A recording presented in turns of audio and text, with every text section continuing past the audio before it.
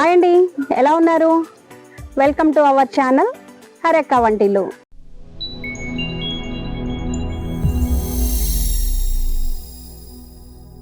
ఈరోజు మన హరక్క వంటిల్లులో మనం చేసుకుందామండి మేథీ చమన్ కర్రీ.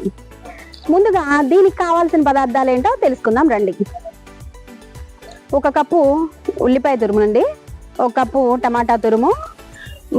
ఒక అరగంట ముందు ఈ పదార్థం చేసుకునే ముందు ఒక అరగంట ముందు వేడి నీళ్ళలో నానబెట్టుకుని జీడిపప్పులు అండి. ఇవి ఫ్రెష్ క్రీమ్ అండి 1 కప్పు, ధనియా పౌడరు, గరం మసాలా, ఉప్పు, కారము, జీరా, సోంపు, అల్లం వెల్లుల్లి పేస్టు, పచ్చిమిర్చి, పన్నీరు, మెంతి కూర అండి. ఇది కసూరి మెంతి. ఎలా తయారు చేసుకోవాలో చూద్దాం రండి. ముందుగా స్టవ్ వెలిగించుకొని బాండీ పెట్టేసుకొని దీంట్లో కొద్దిగా ఆయిల్ పోసుకుందామండి.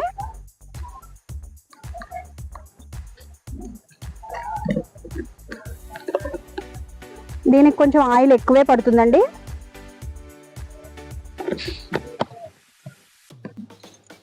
ఈ ఆయిల్ కొంచెం వేడెక్కగానే ఆయిల్ వేడైందండి. దీంట్లో కొద్దిగా సోంపు, కొద్దిగా జీలకర్ర వేసుకొని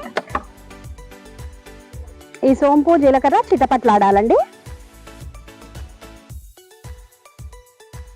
వేగినాయండి ఇవి జీలకర్ర సోంపు. ఇప్పుడు దీంట్లో ముందుగా తరిగి పెట్టుకున్న ఉల్లిపాయలు వేసేసి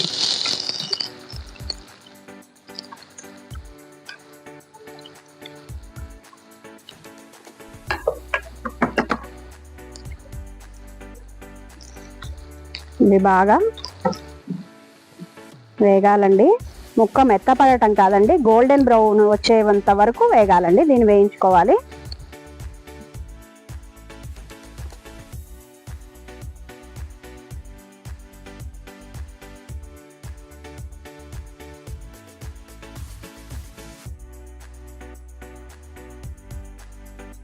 ఉల్లిపాయలు బాగా వేగినాయండి. ఇప్పుడు దీంట్లో కొంచెం పచ్చిమిర్చి తురిమేసుకుందామండి.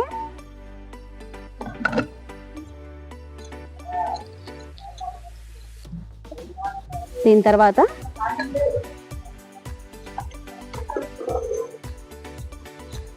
అల్లం వెల్లుల్లి పేస్ట్ అండి.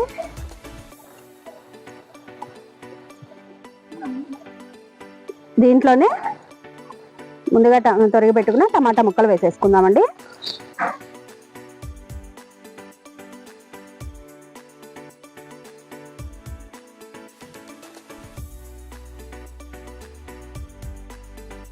టమాటా కూడా బాగా వేగాలండి.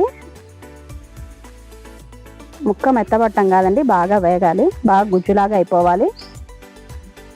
కొద్దిసేపు మూత పెట్టేసుకుందామండి.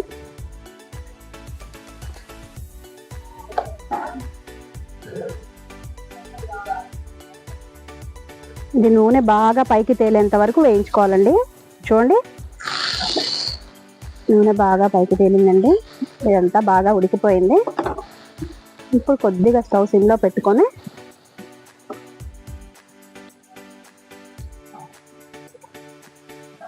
దీంట్లో 1.5 స్పూన్ ధనియా పౌడర్ అండి,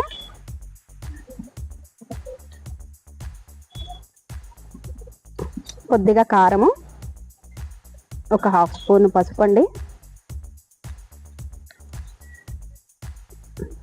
రుచికి సరిపడా సాల్ట్ అండి,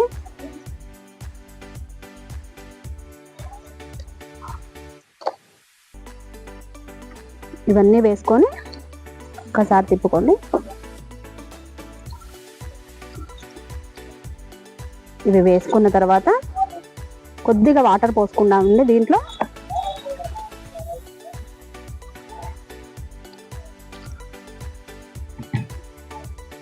ఈ మసాలాలన్నీ బాగా ఉడకాలండి చక్కగా. దీంట్లో ఉడికి బాగా ఆయిల్ పైకి వచ్చేంత వరకు ఉడికించుకోవాలండి.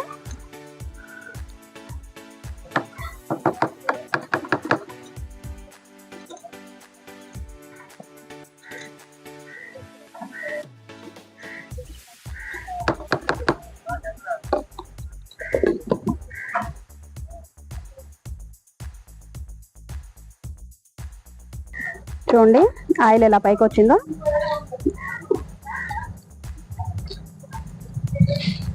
ఇప్పుడు దీంట్లో ముందుగా తరుక్కొని పెట్టుకున్న మెంతి ఆకులు వేసుకుందామండి.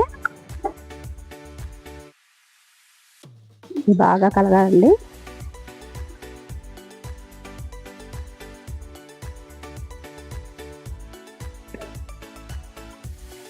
ఈ మెంతాకు కూడా బాగా ఉడికిపోవాలండి.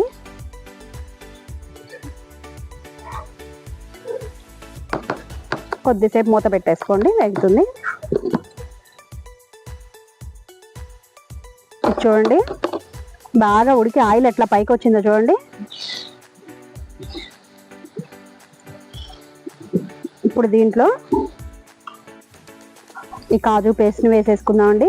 ముందుగా నానబెట్టుకున్నాం కదండి, దాన్ని పేస్ట్ చేసేసుకోవాలి.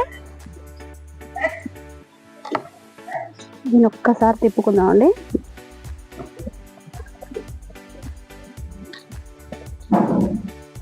దీంట్లో కొన్ని వాటర్ పోసేసుకొని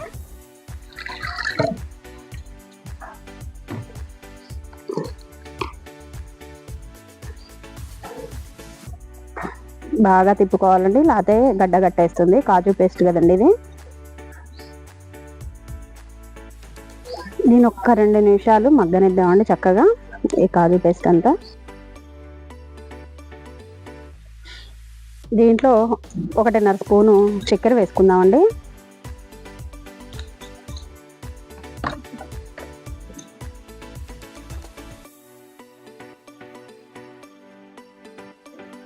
ఇప్పుడు తరిగి పెట్టుకున్న పన్నీర్ ముక్కలు వేసేసుకుందామండి. దీంట్లోనే ఫ్రెష్ క్రీమ్ ఉంది కదండి, అది వేసేసుకుందాము. ఒక 1/2 కప్పు వేసుకుందామండి.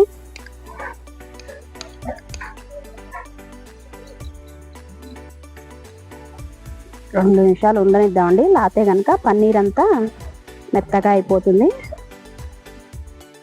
నిదానంగా కలుపుకుందామండి దీన్ని. కొద్దిసేపు మూత పెట్టేసుకొని కొద్దిసేపు మగ్గనిద్దామండి దీన్ని.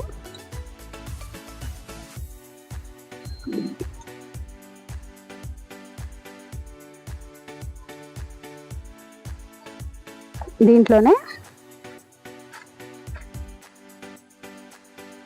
కొద్దిగా పన్నీర్ తురిమి వేసుకుందామండి.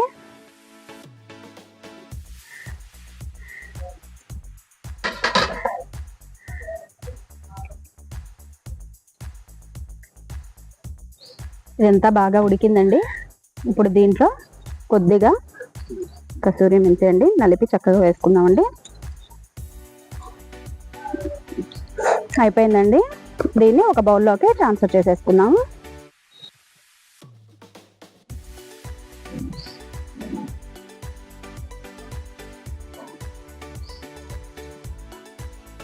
ఈ కర్రీ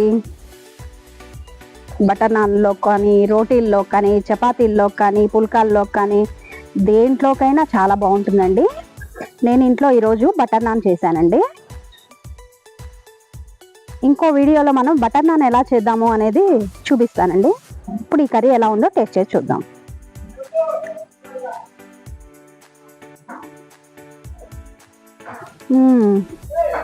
చాలా చాలా బాగుందండి.